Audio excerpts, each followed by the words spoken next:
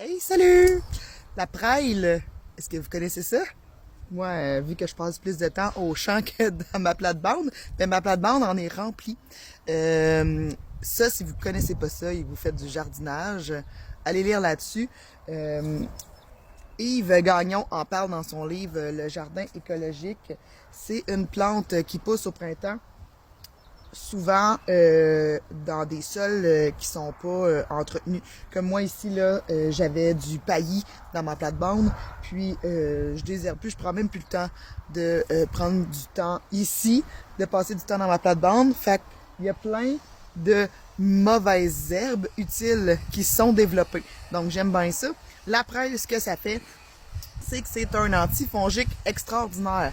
Donc, si vous avez des problèmes avec la fonte des semis, exemple, du mildiou ou d'autres maladies fongiques dans vos jardins ou dans vos semis, ben on fait du purin avec ça.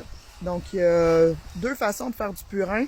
On prend ça, on hache ça, on met ça dans l'eau, on laisse macérer à peu près 1 ou 2 semaines en brassant chaque jour. Vous allez voir, là, ça sent pas chic, là. L'autre façon, c'est de le faire bouillir. S'il vous plaît, faites ça dehors parce que c'est épouvantable l'odeur qui sort de là. Et le purin qui en résulte, on va le diluer dans l'eau et on va l'appliquer sur nos semis ou au jardin. C'est une plante qui contient beaucoup de silice, donc elle peut être aussi très utile pour éloigner les acariens et les pucerons. Si vous avez des problèmes de pucerons au jardin ou dans vos plantes, c'est vraiment une plante à connaître et à exploiter.